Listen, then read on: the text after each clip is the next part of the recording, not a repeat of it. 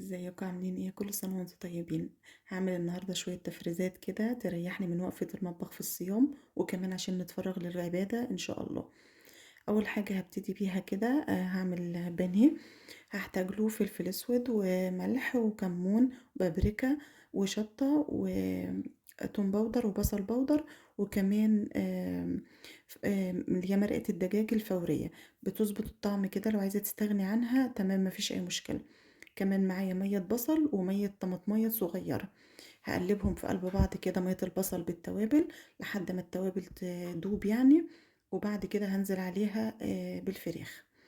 يا ريت قطعية الفراخ تكون تخينة شوية، يعني توصل بتاع الفراخ ان هو يعملها تخينة شوية، بتبقى افضل يعني من حتة البانيه الرفيعة بتنشف في الزيت.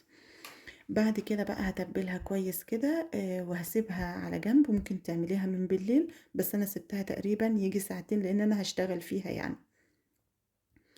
بعد كده بقى هاشتغل في الشيش طاووق. هاستعمل له إيه بقى، لبن وزبادي. تقدري تستعملي الزبادي بس وكمان اللبن بس، والاتنين مع بعض زي ما أنا عملت. فأنا هاحط ربع كوباية لبن، عليها معلقتين صويا صوص، وعليها معلقتين زبادي ومعلقة صلصة. تقدري كمان تحطي عصرة ليمون ومستردة، بس أنا يعني ما حطيتهمش، بس بيدّوا إضافة، والمستردة بتبقى حلوة أوي، بتضبط الدنيا يعني. التوابل هتبقى توم باودر وبصل باودر وبرضه فلفل أسود والملح وبابريكا وشطة. هاقلّبهم في قلب بعض كده لحد ما يدوبوا، وبعد كده هانزل عليهم بالفراخ. الفراخ أنا باكون مقطّعاها مكعبات متوسطة كده. تقدري تستعملي سواء صدور أو وراك. هو أفضل فيه حاجة الوراك، بس لو ما فيش مش مشكلة، يعني تقدري تعملي صدور زي ما أنا عاملة كده، وتقدري تخلطي الاتنين على بعض على فكرة. اللبن والزبادي بيطرّيها يعني، فما تقلقيش مش هتبقى ناشفة ولا حاجة. هاقلّبها بقى في قلب التتبيلة كده وهاسيبها على جنب برضه، وهاعمل كفتة الحدي. بعد كده هاعمل إيه بقى، اللحمة بتاعتِك ديّة حمرا أهيّة، المفروض يبقى فيها دهون. طب لو ما فيهاش دهون تقدري تخلّي الجزار يعني يدّيكِ حتّة من اللي هي الدوش دي، أو اسمها الدوش، بس أنا عاملة النهارده ليّا ضاني، بافضّلها يعني بتدّي نَفَس جميل أوي. فحاطة ليّا ضاني، وهاحط كمان بصلتين 2 مبشورين وشايلة المَيّة بتاعتهم على جنب، ودي طماطماية صغيّرة مبشورة برضه واخدة المَيّة بتاعتها على جنب حاطاها على مَيّة البصل. بالنسبة بقى للتوابل أنا ما باحطش عليها غير فلفل أسود وملح. عشان تلِم معايا بقى بسرعة باحط معلقتين 3 زيت كده، بتخلّي الكفتة أو اللحمة المفرومة يعني تلِم في إيديكِ على طول. لو أنتِ حاسة إنها لسه مفرولة كده أو مغلباكِ يعني، خديها فرمة كمان في قلب الكبة لحد ما تنعم خالص وتبقى ملبّنة في إيدِك كده. كمان علشان تلِم معاكِ بسرعة ابقي حطيها في التلاجة تسقع وتطلّعيها اشتغلي فيها هتبقى حلوة أوي. خلاص بعد ما عجنتها كويس بقى كده، هاجيب بقى سيخ وهاصَبّع عليه أبِل إيدي في مَيّة البصل اللي أنا حاطة عليها ملح وفلفل ومعلقة زيت، وهابِل إيدي منها كده وأصَبّع الكفتة.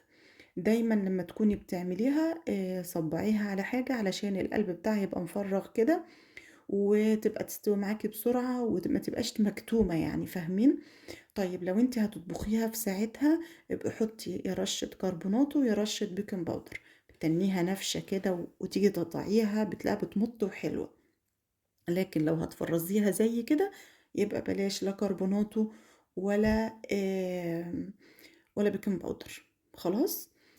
بعد كده بقى هافرّزهم بقى كلّهم كده، أو يعني هاخلّص الكمية كلّها كده، وحاولي إن أنتِ ما تلزقيهمش في قلب بعضهم أوي يعني.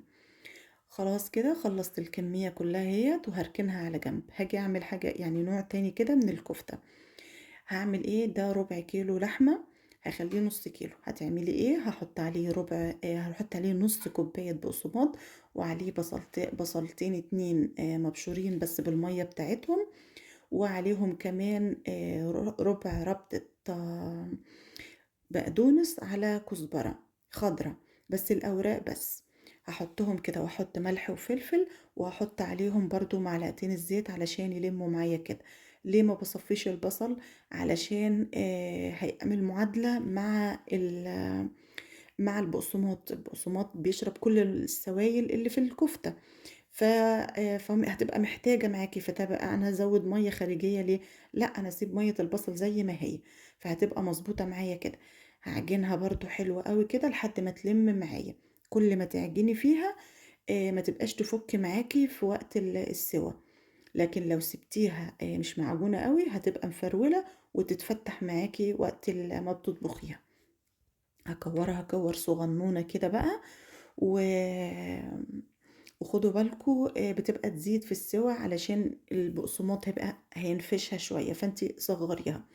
دي بتقدري تبقي تعمليها في ساندوتشات، يعني تعمليها على الجريل كده في معلقة سمنة وتعمليها في ساندوتشات، أو تعمليها في صلصة هتبقى معاكِ زي الفل مع شوية رز بشعرية كده. خلّصت كل الكمية، هنخش على البانيه بقى، كان اتبّل كان قعد ييجي ساعتين 2، كل ما يقعد أكتر يبقى أحلى أكتر يعني. الcover بتاعه عبارة عن بقسماط وعليه دقيق وعليه فيجيتار، أنا كنت عاملة الخلطة دي معاكم قبل كده. تقدري تستعملي البقسماط بس، وتقدري تستعملي الدقيق بس، وتقدري تستعملي الفيجيتار بس، يعني تقدري تستعملي كل واحد لوحده، بس أنا خلطاهم كلّهم مع بعض والكمية الكبيرة هي البقسماط. بعد كده بقى أنا ما باحطش لا لبن ولا بيض تاني، أنا باطلّع على طول من التتبيلة وأحطه في البقسماط وأضغط عليه جامد وأرصه في الأطباق، ولازم يكون ما بينهم كيس كده علشان ما يلزقش معاكِ ويتكسر وقت ما تيجي تستعملي. طيب ساعات بيبقى طالع مننا من الفريزر مبلّط كده و ومش نافش وحلو، تعملي إيه، تجيبي بولة مَيّة تنزّلي فيها بعد ما تفرّزيه يعني تنزّليها في المَيّة كده، ومن المَيّة على الفيجيتار تاني وتقلي على طول، هيبقى معاكِ زي الفل. هنا بقى الشيش طاووق برضه كان اتبّل معايا، حضّرت له الخضار عبارة عن بصل وفلفل أخضر وفلفل أحمر، وهاسيّخه بقى كده، هاحط شوية خضار وبعدين أحط الفراخ وأرجع أحط في النُص خضار تاني كده عشان تبقى الألوان متناسقة وشكلها حلو، وهاكمّل بقية الفراخ. في الآخر خالص ابقي سدّيها بحتّة فلفل رومي كده، الفلفل الرومي بيستحمل يعني ما بيُقعش، يعني أمّا تيجي تسوّيها على الجريل وتقلّبي براحتك ما تُقعش منِّك، فاهمة؟ وبرضه في الفرن بقى مش هتُقع كده، كده لإن إحنا مش بنقعد نقلّبها كتير. هاخلّص كل الكمية معايا كده و هاسيبها على جنب. شايفين الألوان جميلة إزاي؟ خلاص كده خلصت كل الكمية.